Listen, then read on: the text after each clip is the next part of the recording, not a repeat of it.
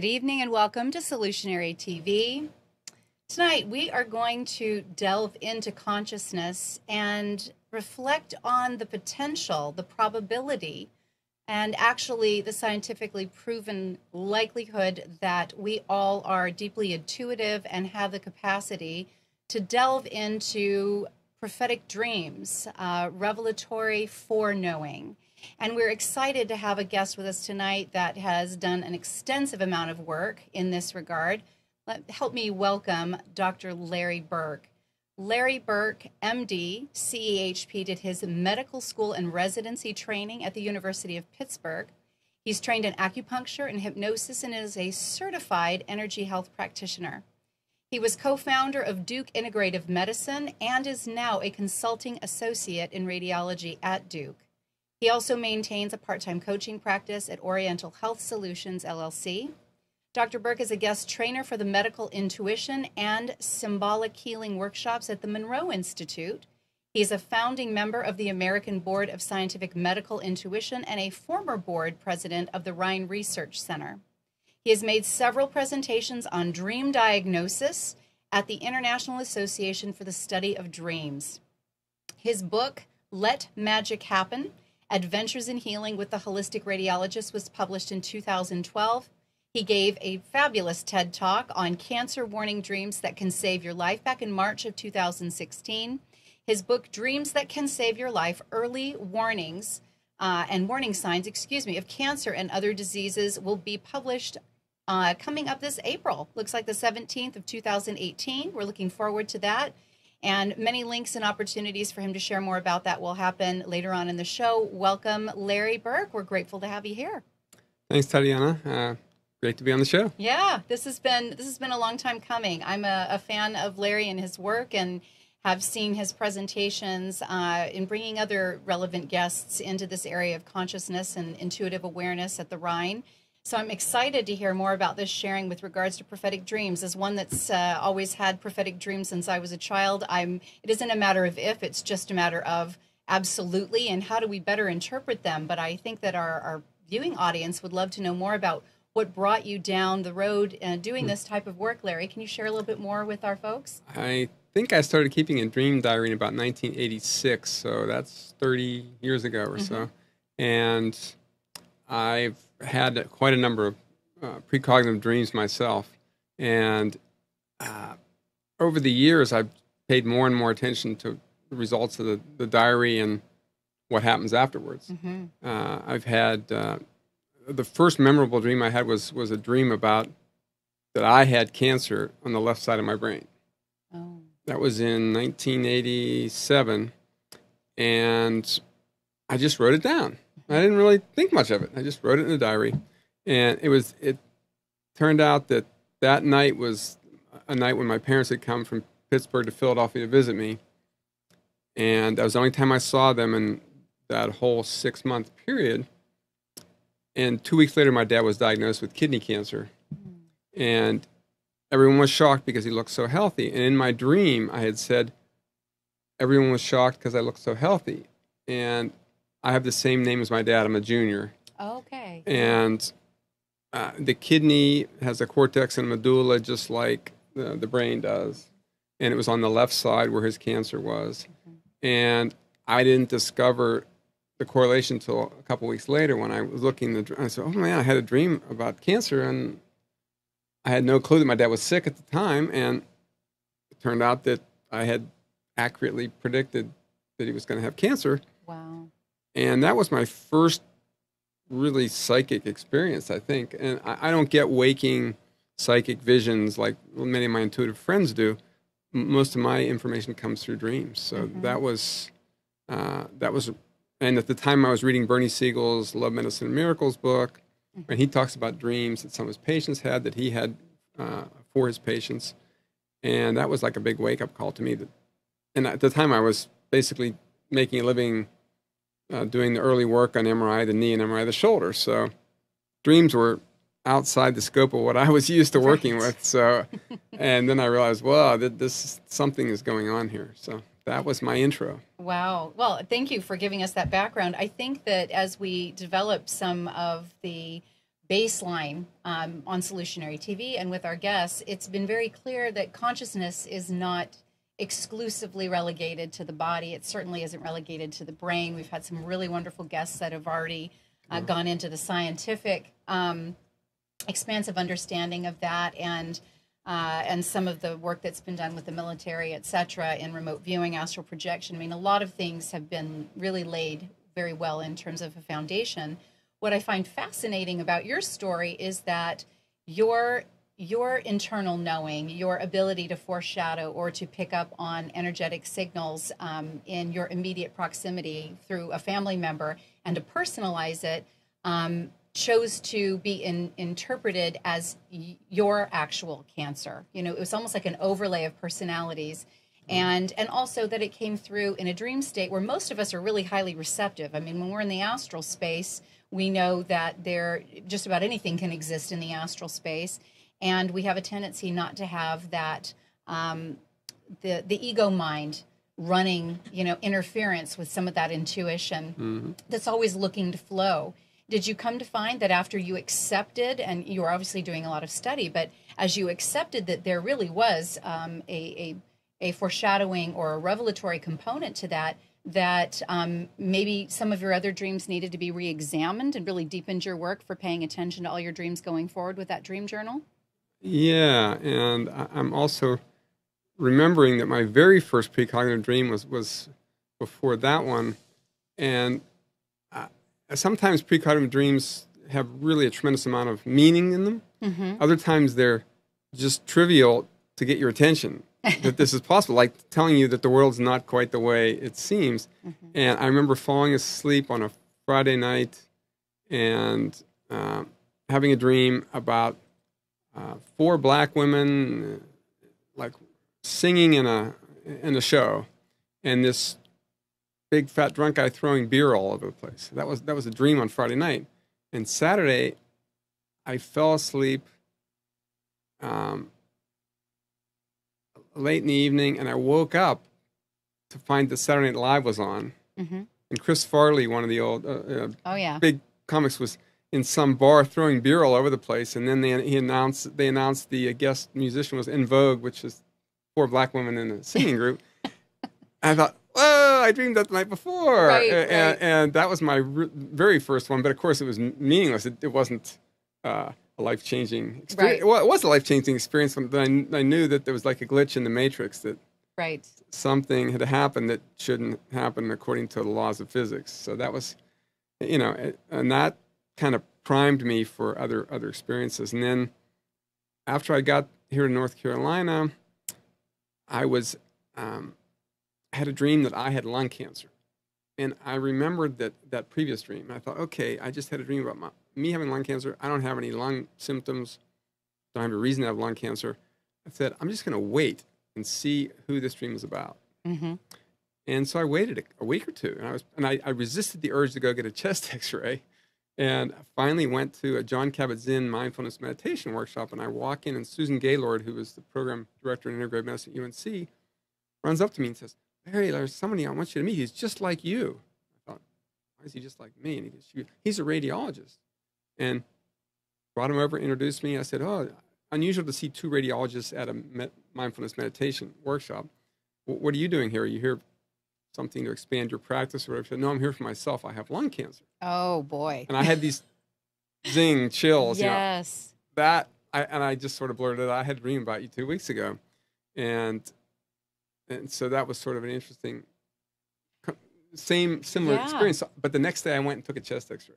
Okay. And it was normal. Okay. I just wanted to confirm that was what was going on. So maybe your generous nature, when you get these intuitive dreams, these precognitive dreams, out of a compassionate, application, you maybe overlay the information within yourself. So maybe it feels more personal. Maybe you get a sensory experience of what that cancer feels like, or really just feeling it with a much deeper context before you're meant to pass that information or supportively work with others that are actually really the experiencer. Did you find that this was an ongoing theme with some of these intuitive dreams, is that you would constantly be experiencing it directly within your body before you were able to interpret it for someone else? I haven't had that many other experiences of dreaming other people's illness occasionally, but what I did have was a whole string of dreams about tornadoes, uh, Mm. and Mhm. specifically tornadoes in North Carolina, which are quite rare. Mhm. And I would have a dream about a tornado, and the next day there'd be a tornado in North Carolina. And even happened once when I was in Florida on a trip. I was in Florida, I had a dream about tornadoes hitting the RDU airport.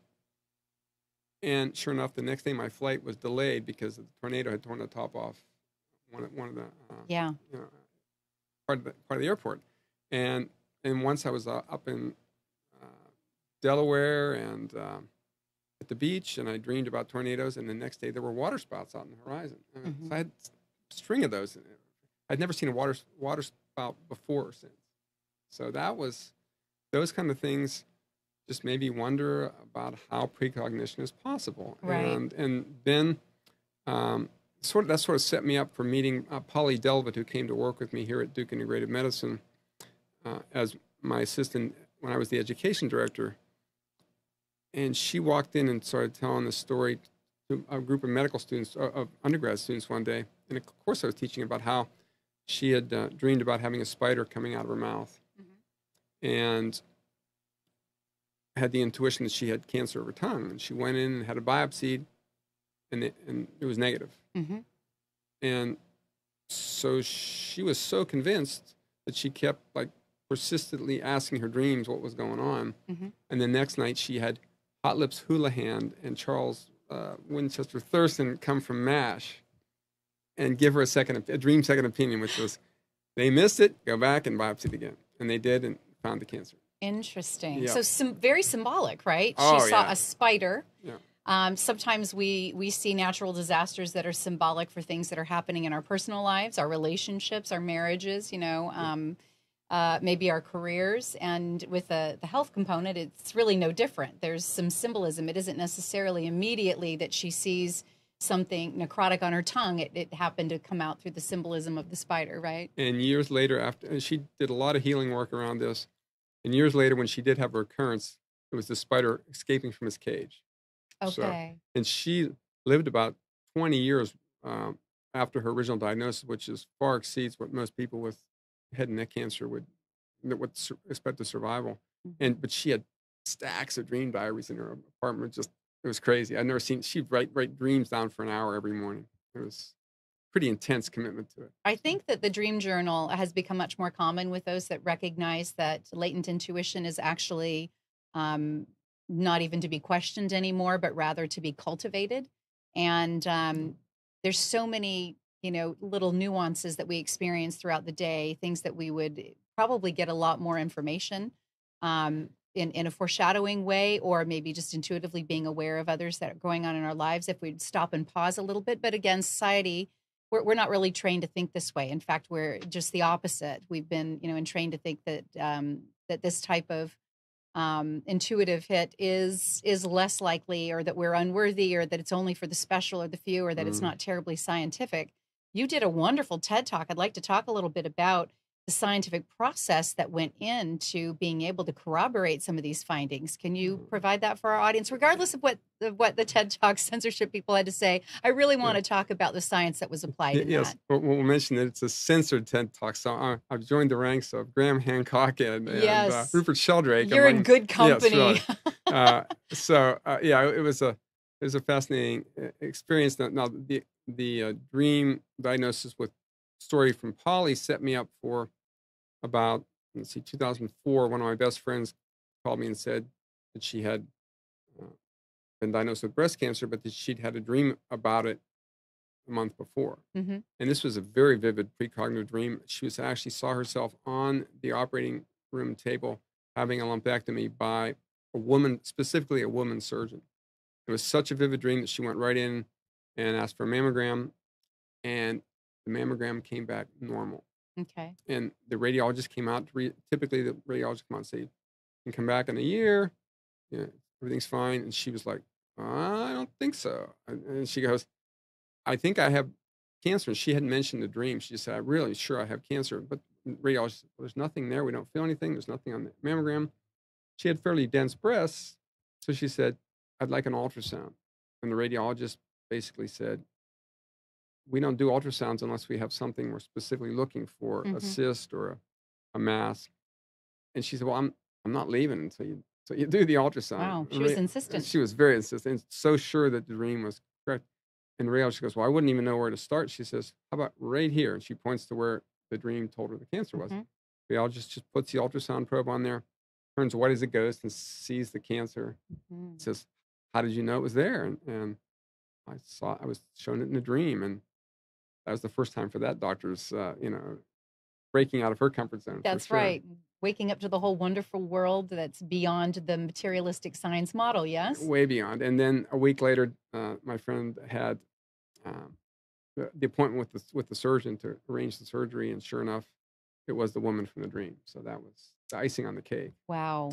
Very And that story conclusive. started me down this path. And then another physician friend of mine had a similar story, and then a third friend had a story about having a dream, and then went to the doctor, and the doctor just dismissed it, and she wound up dying of metastatic breast cancer a couple years later Hmm.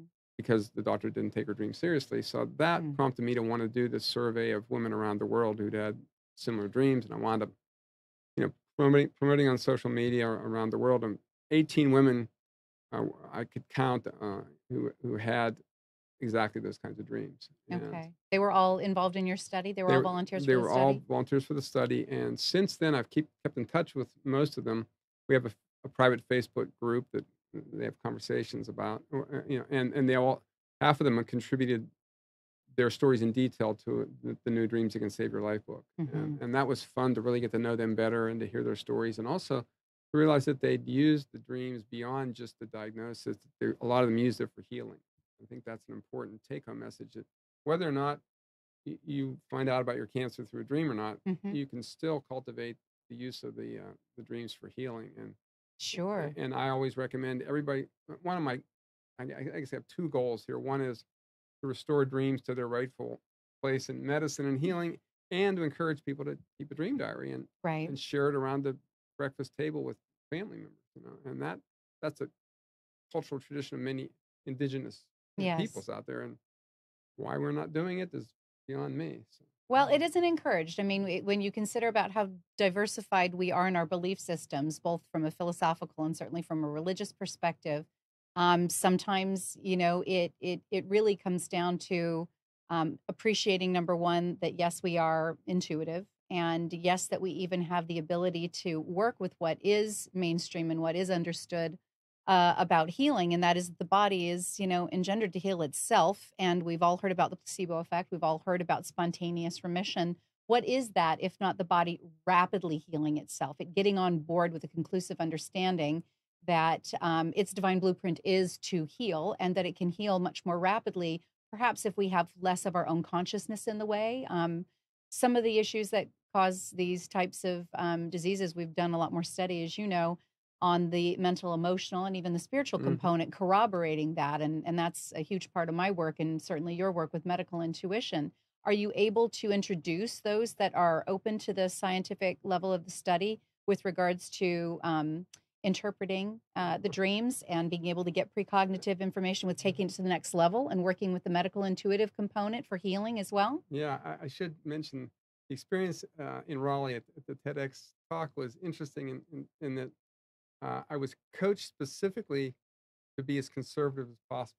Okay. And You can take the gloves off tonight. I know, and they said, "Don't be Dr. Sedona." That was my coach's voice in my head. And so usually, people dress down for TED Talks, but I put, my suit coat on and wanted to look like a real doctor. Sure. And and and the intriguing, and also said to act as if everyone in the audience is a skeptic. And Hmm. I'm used to preaching to the choir and mind, body, spirit audiences, so it was a different audience. Sure. But the intriguing thing, the feedback I got in the afternoon, my talk was in the morning before lunch, and they said they were having discussion sessions at lunch between the morning and afternoon programs, and they said all anyone wanted to talk about at lunch were their dreams. Hmm. So all people need are permission to start to value their dreams, and it happens. And Right. people are fascinated, when everybody's got a dream story that they want to tell someone.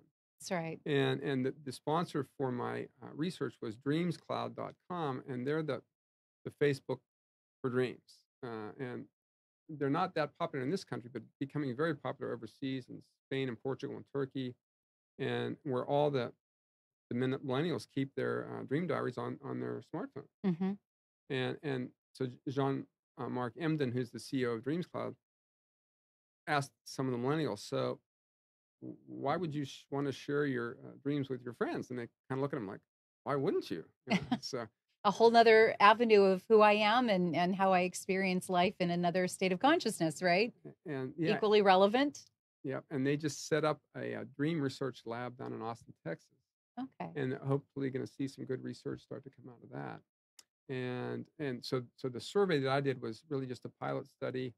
Doesn't really prove anything other than the fact that some people are having these dreams. Hmm. We don't know how many women are having dreams about breast cancer who don't have breast cancer. That's an Hmm. important scientific question, and there are ways to answer that. And I'm busy working on creating a future study at Duke on women who are having breast biopsies Hmm. because as a routine, most breast biopsies have about a third of them show cancer and about two-thirds of them show benign problems. Hmm.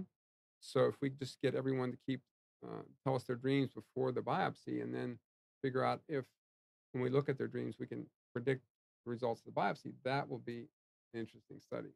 So we're going to need some funding to do that study. Hmm. Uh, but it could really be very interesting if we get results. So, what are the overall goals then in terms of the direct benefits of paying attention to the dreams, keeping the journals, and doing some of the interpretation? Is the goal to be more proactive also in the dream state, like entering a lucid state where you can start to mold and morph the dream? Tell us a little bit more about what the ultimate goal is as we delve deeper into this. Yeah, I've only had a few lucid dreams myself, but that's a pretty hot topic among millennials since the Inception movie, obviously. Hmm. But it doesn't require the ability to have a lucid dream to get really good information on your dreams. The only thing I suggest to people is that they keep a diary by their bedside and write a question every night that they would like an answer to. Hmm. Is there a health concern I need to know about? Uh, why is my left shoulder hurting me? Hmm. What about this person I'm thinking about dating? I mean, Hmm. you can ask any question you want, but the only rule is you only ask one question a night, because when you get a bunch of dreams, you're not going to want to have to figure out which question goes with which dream. It's just like one question, and then assume that all the dreams that come afterwards are related to that question. And you can get information about all kinds of things. How do you go about assisting and empowering those that are part of your study and also those that you're directing your attention to in the TED Talks and any of the other educational components for better interpreting their dreams, understanding Yeah. exactly how to language symbols, because symbols are a big deal. Natural disasters can very often be, again, cover or overlay for something else. How is that educational component working for you, Larry? Yeah, I've got on my LarryBurkMD.com website, I've got some a link section at the lower right corner, and there's a coaching session, then there's a dream section, and there's my little blog with my guidelines how you do a multi-dimensional approach to dream interpretation. And that means interpret it every different way you possibly can. From the Freudian point of view, the Jungian point of view, the psychodynamic, um, social, personal context, and they all could be true. That's Mm-hmm. the exciting thing about it. There's no one right way to interpret a dream, and it's so multidimensional that every way you approach it may have some meaning. And I think that's what really gets exciting. And then look for any precognitive things. So you pay attention a couple days later to see if anything happens. Mm-hmm. Share the dream with other people. We have a dream sharing group at the Rhine Center that meets the third Monday of the month, where we all get together and bring dreams that are of interest, and practice the protocol for the International Association for the Study of Dreams. When you're working with a group of people, you always start making your comment by saying, if this were my dream, I would wonder about this particular symbol and what it meant. Mm-hmm. So by doing that, you free the dreamer to accept or reject your reflection. It's Mm-hmm. like you're not telling them what their dream means. You're just saying, if this were my dream, I would wonder about these things. And it prompts the dreamer to think about something they may not have considered before. So that's a lot of fun to do that work. And we also do that. I mentioned you earlier at the Monroe Institute, where I teach the medical intuition and symbolic healing. workshop with Winter Robinson, who's a medical intuitive, we do dream sharing every morning for an hour after breakfast. Okay. And it's just, and when you're in a milieu where you're already doing intuitive work and using the hemisync tapes Yes. to get into an altered state, and Winter's teaching her medical intuitive exercises, and you add the dreams on top of it, you're in this intuitive soup for the whole week. And that sometimes the exercises trigger the dreams that are spectacular. Oh, So, I'm sure. I yeah. mean, you're working from such an open consciousness. Not only are you giving yourself safe space to be talking about it every day and have others that you can bounce it off of to be more reflective, but it sounds like you're also working with the medical intuitive principles and the hemisync binaural beats, which we know assist in getting into prefrontal cortex and maybe being a little bit more awakened, lucid in our awakened state to direct attention to inquiry. In the same way that you set a question aside before you go to bed at night, you can actually go actively into that meditative state, seeking to get some answers that are clarifying. Do you see this kind of as a compounding approach then at this point, Larry? Yeah, and I also combine it with emotional freedom techniques, the tapping technique or EFT, and find that often when people are seeking a health breakthrough or some other kind of a breakthrough, that the answer may come through the dream. And then there's a technique called the dream to freedom technique where you actually look through your dream diary and find the most upsetting thing that you dreamed last night. Mhm. And that's the tapping target that you're going to work on, because that's where your subconscious is attempting to get your attention uh, to the strongest degree. So Mhm. then just go. And if I get stuck working with someone with EFT, I'll just say, "Do you have any dreams lately?" And they'll say, "Oh, yeah, I had this dream." And sometimes it just captures the essence of what they need to work on so elegantly that better than anything I could have made up. That's for sure. So, yeah, it's great. Well, let's circle back a little bit about the TED Talk. I know that when we are able to bring really powerfully relevant content into, an arena like that, it can open a lot of doors. And yes, it can also, trigger some folks the wrong way because you might be challenging, their prescription for reality and their idea around boundaries and materialistic science. And maybe some other foundations that they're more financially vested in. Did you find that despite the censorship that eventually took place, that you had a lot of positive feedback from those that had been really open and expansive about the dream analysis? Yeah, I mean, the TED Talk is one way to get the word out. And also, I've been blessed in that Christiane Northrup supports a lot of my work. So when I write a blog on dreams or on medical intuition, she'll post it on her Facebook page, which has 430,000 people on it, Yeah. and I'll get thousands of responses. So Mhm.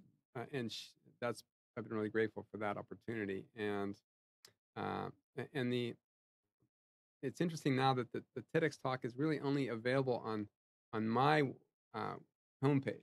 So um, unfortunately, it's not widely available on the general YouTube search. So if you want to watch the TED Talk, just go to LarryBurkeMD.com and watch it, and share it with your friends. That would be a good idea. Yeah, Yeah. yeah. This is where we'd really like you to promote your work because this is a lift for everyone. Many of us have known that we were getting prophetic information in our dreams. Many of us have felt really powerfully compelled that when we woke up the next morning, there was some key action points that perhaps we needed to pursue. And the more supportive encouragement that we can get that looks at this not only from a metaphysical standpoint, but also very much from a scientific standpoint that embraces more of the mainstream construct around, intuitive hits and deja vu and just precognition. I think it's going to support everyone to be moving much more proactively, not only into their health, because this whole thing about precognitive dreams, you're talking about tornadoes. You're mentioning that there might be some things you need to be conscientious about as you're getting ready to travel that might not have anything to do with a natural disaster, but just that there's going to be something that's going to hold you up, that's going to, force you to have to reschedule or rethink some of your travel plans. So let's talk about the broader application of precognition in these dreams. Do you want to give some other examples that some of your clients and your study patients have provided you during this work? Yeah, I think it's also important to realize that for left brain people, this is your best access to guidance, because it's the only time when your left brain filter gets shut off and then your intuition can come out and play, Hmm. unless you're actively doing imagery exercises or something when you're awake. And so I think the opportunities are. are quite rich, and and it's just such the dreams and hypnosis are the two most neglected things in all of medicine, Mm-hmm. because they're two of the most powerful ways to get in an altered state and to do healing work. Mm-hmm. And uh, I mean, hypnosis happens when you're awake, dreams happen when you're asleep, and otherwise they have a lot in common. And I've been doing hypnosis for 20 years with people who are claustrophobic in the MRI scanner. But I am I'm struck by one particular dream that taught me a lot about the whole left brain, right brain Mm-hmm. experience. So, um, 3 months before the TED Talk in December of 2015, I uh, was going for a bike ride the next day with my wife, and it was one of those cold snaps during December. And we just bought thermal bike gear. We thought, oh, this is great. So we're going to go test out our thermal bike gear the next morning. But that night I had a dream where I was driving in a car through a construction zone, and the woman passenger sitting next to me said, "Someone told me I'm going to have a near-death experience today." Mm. And since I'm a real student of NDEs, that got my attention in the dream. So I decided I'm going to drive really be careful the rest of Mm-hmm. the dream. Mm-hmm. But despite that, I wound up in a hospital bed, and my whole left side was damaged. Mm-hmm. I'm like, can't be good. I'm laying there in the bed, and the neurologist, the dream neurologist, comes around on making rounds on me. He points to me and says, "Do you have any neurological symptoms? Can you move your arm?" I moved my arm, moved my leg, and he said, "You're fine. Go home." I woke up. I was disturbed enough by the dream uh, that when the bike ride Mm-hmm. came up, I was like trying to drive bike really carefully. But usually I share my dreams with my wife, but that morning I didn't because it creeped me out a little bit. So I'm going to be really careful. We put all our gear on, and we realized we have summer biking gloves, with the fingertips cut out. Sure. And we didn't buy winter biking gloves. So okay, well, off we go. And so we drive up and ride up and down our cul-de-sac road 3 times. And after 2 times, my fingers are getting really cold. Mm-hmm. And I'm sure your grip wasn't as keen as you would have liked it and to I have had been. this really, but I was being very careful about and about riding, and until the third lap, I said, "Well, I'm not going to make it through another lap unless I warm up my hands." So I stick my right hand in my jacket pocket to warm it up, and so I'm going down the last big hill, and I realize I'm going too fast, and Mm-hmm. it's going to be disastrous. So I start to grab the left brake, and for bikers, you know that you never squeeze just the front brake. But I Mm-hmm. could see my hand doing it in slow motion. I'm like, no, no, don't do that. Oh And the next thing I no. knew, I was right over the handlebar Yes. on the asphalt, and I landed on my left shoulder, my left elbow, my Yes. left hip, and I Yes. bounced right off the asphalt. And I rolled, and I was in an area of the pavement that was under construction. It was a patchwork thing, just like in the dream. Mm-hmm. And after I bounced to my feet, I thought, "Oh well, I don't think I broke anything." Mm-hmm. And I said, and the dream neurologist said I was going to be okay. So I picked the bike up, which is just a little bit damaged, and I rode home. And when I got home, I realized I was pretty badly bruised. Yeah. And I took a bunch of arnica and other homeopathic remedies, and I wound up fine a week later.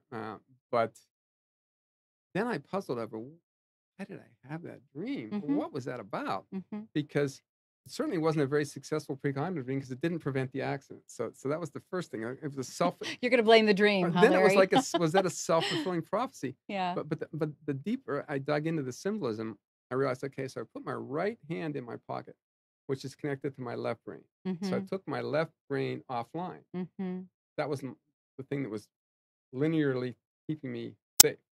Right. And then my left hand, which is connected to my right brain, which is usually my intuitive side, which you know generally on a higher level keeps me safe Mm-hmm. intuitively, Mm-hmm. created the accident. So Yeah. I'm going, how the hell would I do that? Mm-hmm. And then I realized, okay, I just bounced off the concrete and got back up, and I didn't wind up in the ICU with a broken hip. Mm-hmm.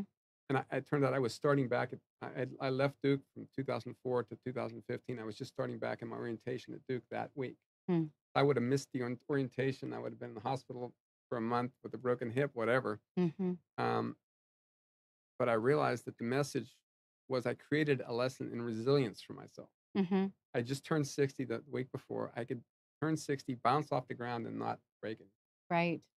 And it turned out to be a very important lesson because 3 months later, it came to be March. I had booked my schedule completely full of travel on the weekends, lecturing, conferences, radiology, everything. And then my TED Talk got accepted. Mm. So on top of everything I'd already booked up, my busiest week, I had to prepare and give the TED Talk. And my mother and my sister were both diagnosed with recurrent breast cancer in the same month. Wow. All that That was an awful lot was all at leading up once. to that TED Talk. Yeah. And if I hadn't felt resilient, I would have never made it through that month. So, I yeah. would question that there was just so much compounded information and evidence that was trying to remind you how much we're co-creating our Mm-hmm. realities.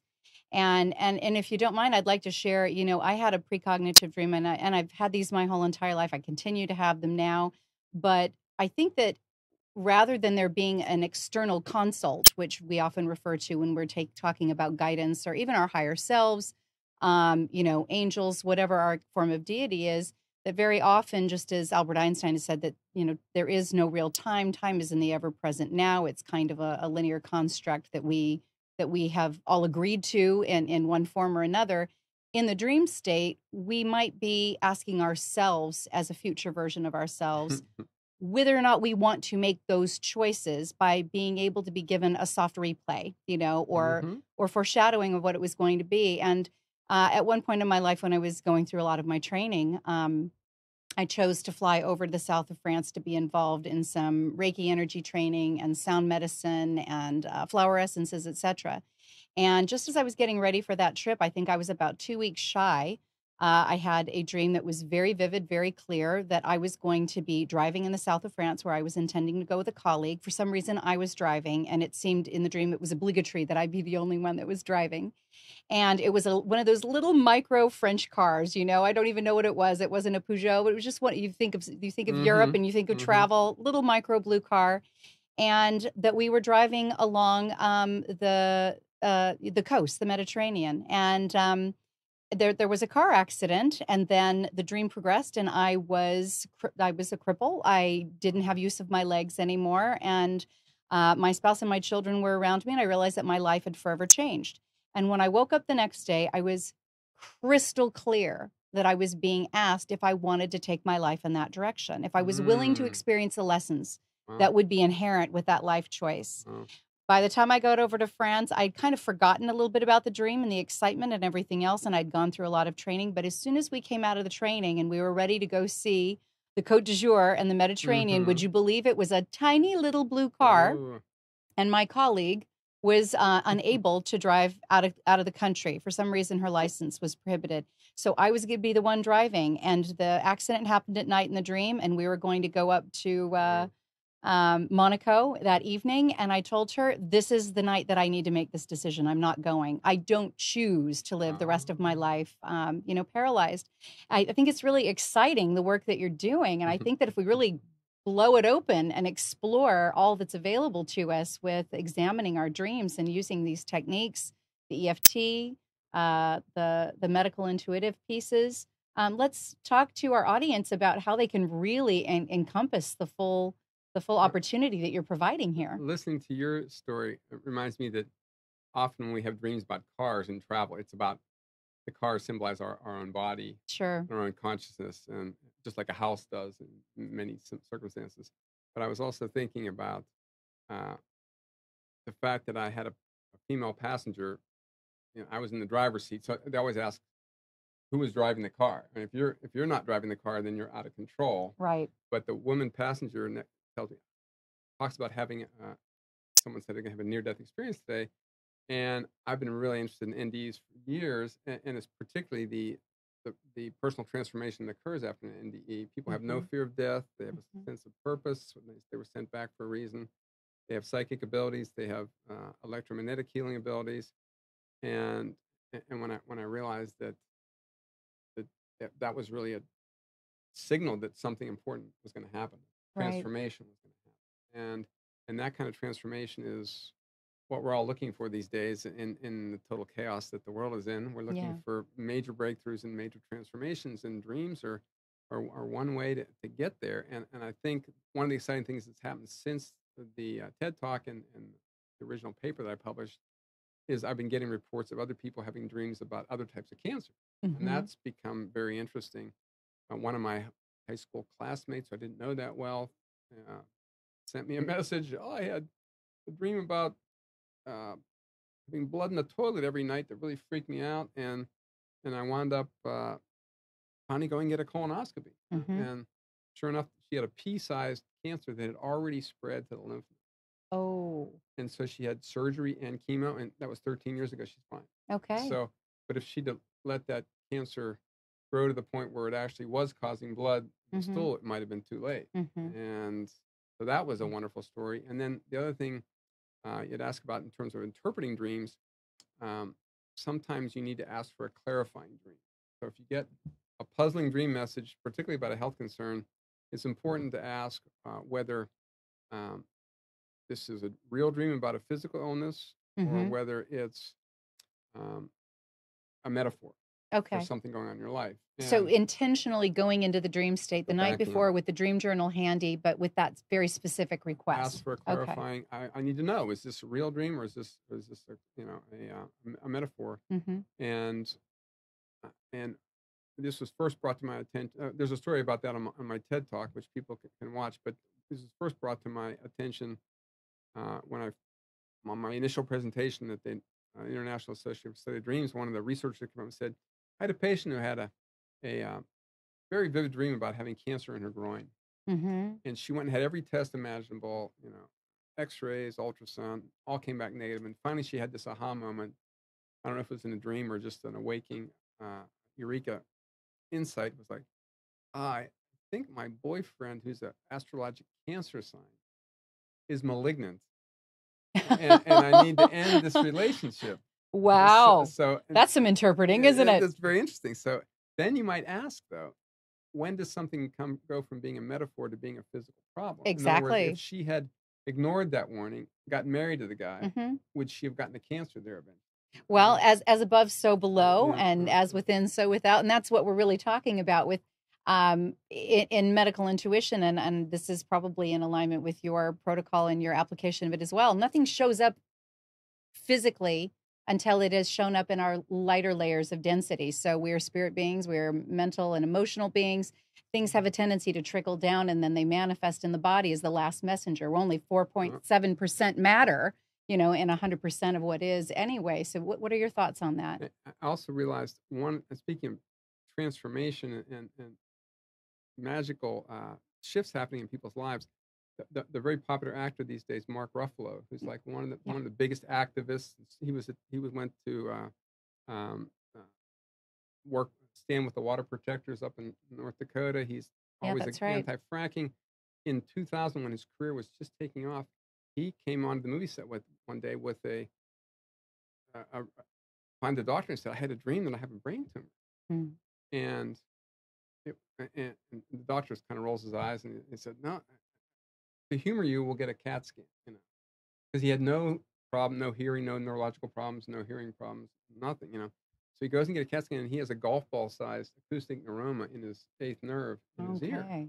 So Wow. a benign brain tumor, but big enough that it was causing a major problem, and um, so he had to have surgery and face losing his hearing. He would definitely lose the hearing in the ear. But when they did the audiology test, he'd only had an 8% hearing loss, which was imperceptible. So there's no way he could have thought, "Oh, I'm not hearing as well out of that ear." He was asymptomatic, Mm-hmm. basically. Mm-hmm. And he wound up going and having the surgery. And the risk of the surgery, the biggest risk, is that they'll damage the facial nerve, which is the nerve next to the acoustic nerve, and your whole face will be paralyzed. Mm-hmm. So for an actor, it would have been the end of his career. Mm-hmm. So he goes through the surgery. He wakes up in the recovery room, and he can move his face, Mm-hmm. but he can't hear anymore out of that ear. And at the end of the day, as he's getting ready to go home, his whole face droops and goes dead. His whole half the face goes to sleep. Now, was that a Bell's palsy stress response, or was that very literally the? That, for 9 months, the side of his face was paralyzed. Okay. He went for acupuncture every day or every week, and after 9 months, he could move. His eyes started to move, and his whole face came back. Talk about a miracle! And so the guy was like a really amazing initiation at the 6th chakra level. Yes. In the open him up to whatever his real mission was. Well, they say neuroplasticity is a legitimately and easily understandable thing when it comes down to the point that we have this gray matter, and it can rewire itself as is necessary for the lifestyle and the needs that the vehicle is requiring that happens to be housing it. So it's a pretty exciting thing to think that there's more than one way to view any prognosis, isn't there? And I was also going to mention something about using dreams for healing, because I think that's an important piece of what we put. In the let's book. talk about that. There is an amazing dreamer in the study named Wanda Birch, who wrote a book, She Who Dreams, which is my all-time favorite dream book. And can you say that again? It's She Who Dreams. She Who Dreams. Okay. WandaBirch.com, and she has had just incredible dreams from the time she was a teenager up through her diagnosis and beyond. But the most important dream that she ever shared, and we put in the book, is that during her chemotherapy, she would dream about the toxic bags of poison hanging up at her bedside, coming down through the IV tubes into her arm. And in the dream, all the XXX on the bags, and as it comes down the tubes into her arm, it turns into energy food coming down the tube and goes into her arm. So she saw that dream, recorded it as a guided meditation, and listened to it during her chemo set. And at the end of her chemo, after she was all done, the doctor goes, "Oh, there's got to be some mistake here. You got twice as much chemo as anyone else, and you didn't have any side effects." Was this a transmutation then in your mind? Wow. Right? Yeah. Right? I mean, really. I mean, she chose to perceive that in the same way that others are healed by placebo. She chose to see it as becoming nutritive or a nutraceutical in her body rather than... What better way to come up with a Sure. guided visualization than from your own subconscious message that this is going to work? Wow. So, now, is this part of the work then that you're doing also, and does this come up in your book? Is this something that our viewers will be able to read? We've got a whole section on healing dreams, and there are many more good ones. Oh, since I know you had a speaker on about extraterrestrial, consciousness. Yes, so we have. One of my favorite dreams in the whole book is called the Silver Spaceship Alien Dream. Okay, do tell. And this woman, 29 years old, Dana Anderson, this is many years ago, she had stage 4 uterine cancer at age 29 and had a 2-year-old child and was basically dying of uterine cancer. And they said, even if we give you all the chemo in the world, you have a 5% chance of survival. And one night she had to dream about a silver spaceship came. The aliens got out, came up, told her, "You need interferon." And then they gave her some interferon. And she was like, "Whoa, okay." So she goes into the doctor and she tells her oncologist, bless his heart, that she needs to get interferon. And she'd never heard of it. And it was an experimental drug back in the 80s, very rarely used. And the doctor said, "Oh, he's really impressed that you got specific recommendations for an experimental drug that she never heard of." Right. So he prescribed it to her. She got better. Sure enough. I think that we can go there. We've had many guests that have come on, and we've talked about altered states through tapping into neural receptors in the brain that we don't commonly have stimulated for DMT, psilocybin, San Pedro, Iboga. Having just come back from Rhythmia in Costa Rica, where a big part of the cleanse and a big part of the coaching the awakening is to work with plant medicine. It was very common because we had feedback forums after every single one of these plant journey sessions to ask what kinds of experiences people had. And it was extremely common to have the report that healing had taken place in form of a psychic surgery. And in that state, and Larry, I know you're familiar with this and you've done some study there, The lucidity and the connection to the all and the ability to interpret other sentient life that is connected and deeply and compassionately linked to our well-being and seeking to be able to assist us from a more conscious state is highly available. And for many, they talked about extraterrestrial beings that, you know, came in one form or another. A lot of common ones repeated again and again. And these are from people that didn't know each other, people that came from different walks of life, many who this didn't fall into their belief systems. But what is your take on that? Are you seeing this as an opportunity to just really blow the lid off our consciousness in these states? I think guides come in all shapes and sizes. And Okay. if you get if your guide's an alien stepping out of out of extraterrestrial vehicle, go with it. You know. Now, Sure. now my co-author, Kat Keith Cannabis, her guides are very unique in that she'll be having a regular dream, and all of a sudden it'll freeze. Like, you know, you hate when your computer screen freezes and you're, Mm-hmm. oh no, the blue screen of death is happening. You know, and then a pop-up window appears, and through the pop-up window steps Franciscan monk Uh-huh. with robe, Drawstring tie. drawstring, leather sandals, the whole, and a hood, and they can never see his face. But then they tell her exactly what to do. Mm. Go back and get another mammogram. They missed it. Mm-hmm. Do this for healing, whatever. And so Mm-hmm. she has the access to these amazing monk guides. That's And fabulous. that's a real gift. And she has a lot of lucid dreams as well. Mm-hmm.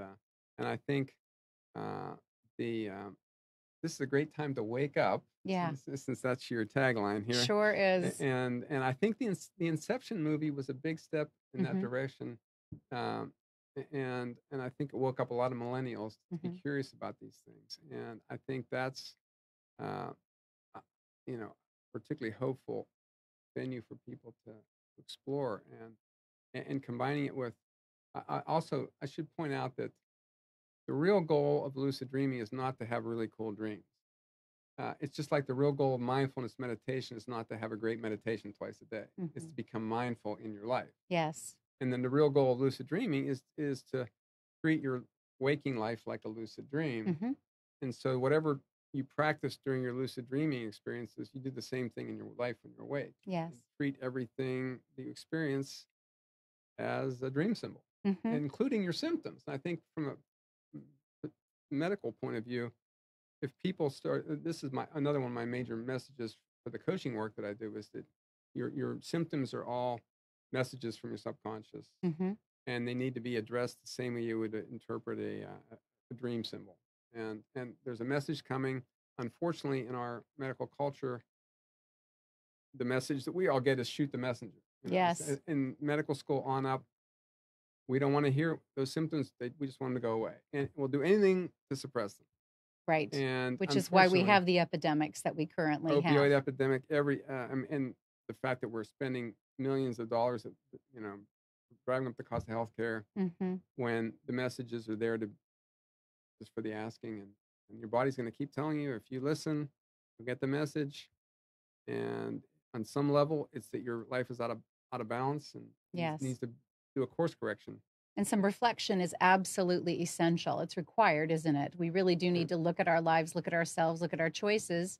If we're not seeing them in our conscious waking state, then our dreams are going to be trying to find ways to filter when our conscious mind is trying to derail and keep a very, very tight box around what we think and what we feel. It has a tendency to bleed through. Let's talk about how we can get some of our viewers to your websites and some of your programs and other things you're looking to support right now. So Larry Burk, MD is the website.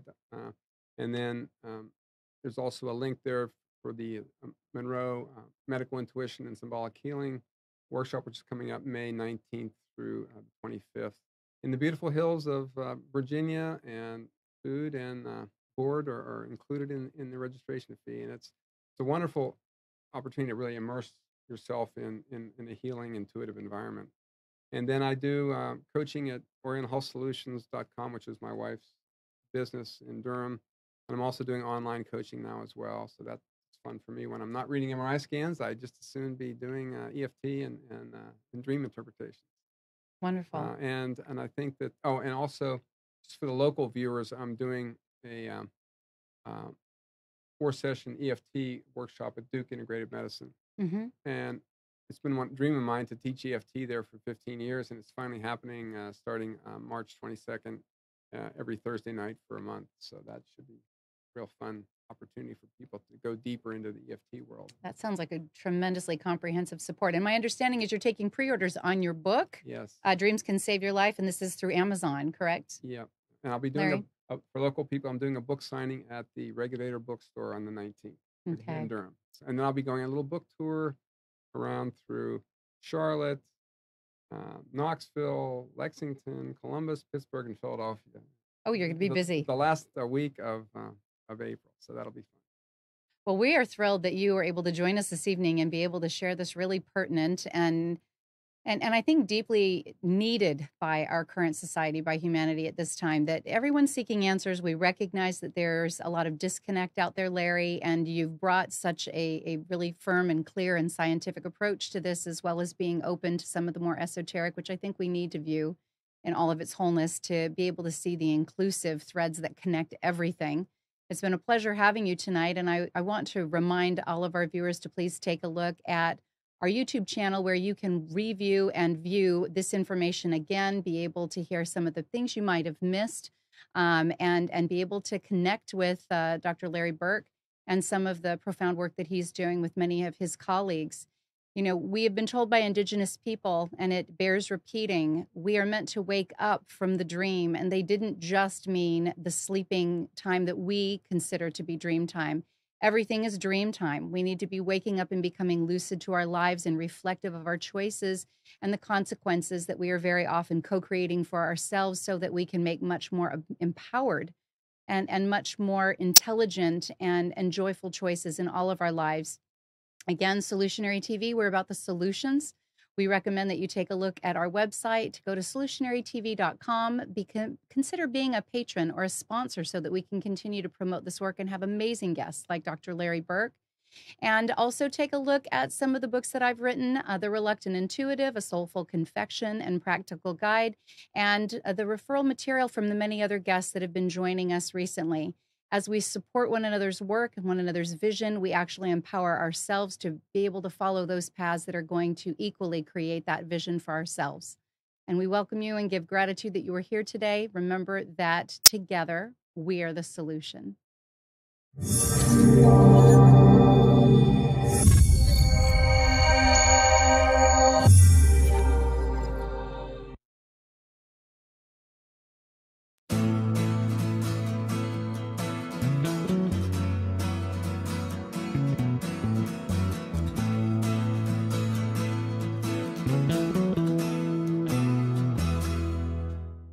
You are tuned to the Nissan Communications Network. If you tuned in too late, you can always watch each program in its entirety or download an MP3 audio file of it in the archives section at nissancommunications.com. Don't forget to subscribe to our YouTube channel, follow us on Twitter, and like us on Facebook. Sponsored by Telestream's Wirecast software, StreamingGear.com, Carolina Apparel, and DeltaForce.net.